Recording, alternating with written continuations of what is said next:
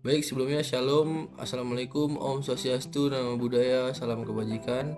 Di sini perkenalkan saya, nama Antonius Yudi Kurniawan dengan NIM 220553151 dengan dosen pengampu yaitu Prof. Dr. Cokorda Giri Tirtanida STMT. Di sini saya ingin menjelaskan tentang atau mengenai bahan polimer. Lanjut saja, jadi buku yang diambil dari buku Science of Engineering Materials. Jadi langsung saja ke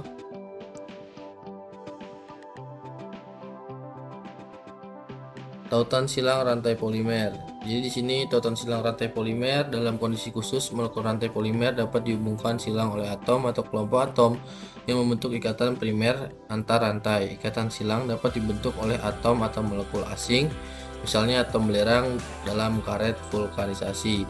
Gambar 4.8 atau produksi resin fenol formaldehida atau A proses 1 tahap dan 2 tahap, B persamaan diidealkan untuk produksi resin tahap C.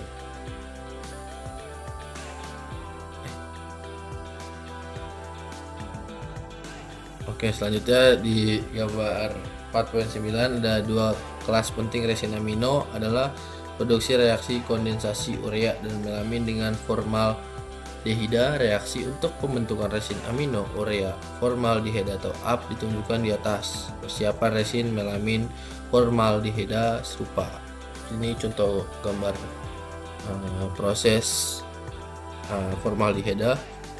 Selanjutnya di gambar 4.10 ada monomer dan polimer epoksi dan pengawetan resin epoksi poliamina seperti dietilin triamin yang di rumus kimianya itu H2N, NHC2 dan NHL. Banyak digunakan untuk produksi polimer jaringan dengan proses pengawetan pada suhu kamar. Selanjutnya gambar 4.11. Di sini ada persamaan untuk preparasi dan kuring resin polyester tak jenuh. Adanya ketidakjenuhan etilena menyediakan tempat untuk ikatan silang melalui mekanisme reaksi Ehain dengan adanya stirena. Patellin anhydride meningkatkan fleksibilitas dengan meningkatkan jarak ikatan silang. Berikut adalah proses kimianya. Di gambar 4.12, persamaan untuk persiapan perpanjangan rantai dan menyembuhkan poliuretan.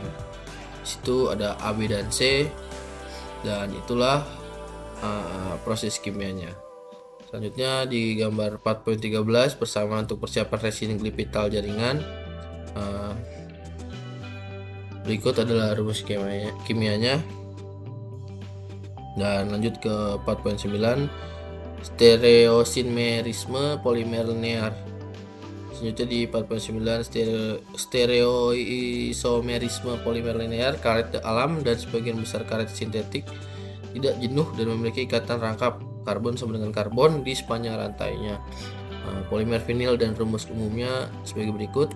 Selanjutnya di gambar 4.14 di mana penuaan, di situ di poin A-nya ada polietilen dan di poin B-nya ada karet alam dengan ikatan silang oksidatif.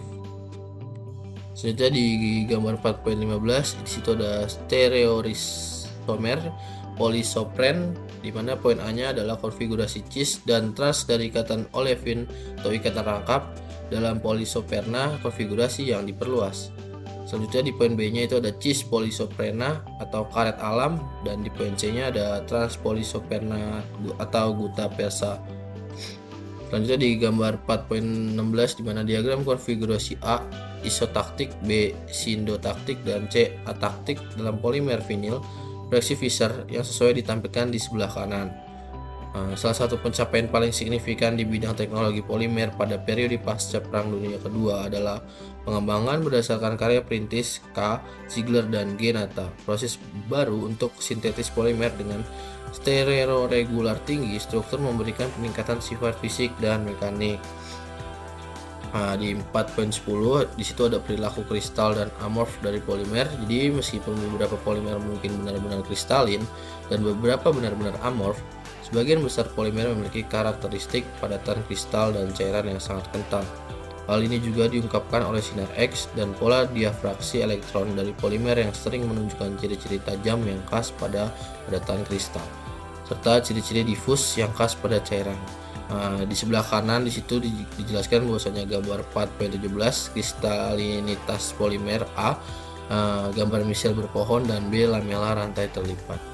Selanjutnya di determinan kristalinitas polimer, jadi semakin besar keteraturan struktural dan simetri molekul polimer dan semakin kuat gaya sekunder, semakin besar kecenderungan ke arah kristalisasi. Beberapa contoh diberikan di bawah ini. Contoh yang pertama adalah polietilen linear pada dasarnya memiliki struktural terbaik untuk kemasan rantai. Selanjutnya, di poin kedua, substituen yang menggantungkan rantai polimer menyebabkan kesulitan dalam pengepakan, dalam umumnya menurunkan kecenderungan ke arah kristalisasi.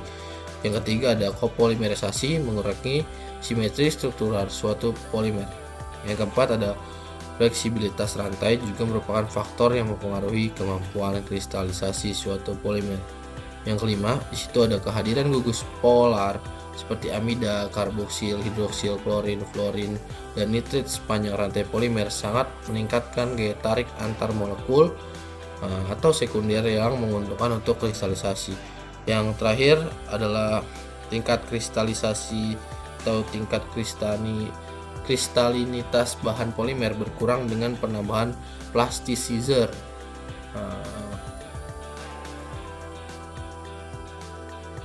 Mungkin itu saja yang perlu saya jelaskan di materi bahan polimer atau polimerisasi. Kurang lebihnya mohon maaf. Sekian dan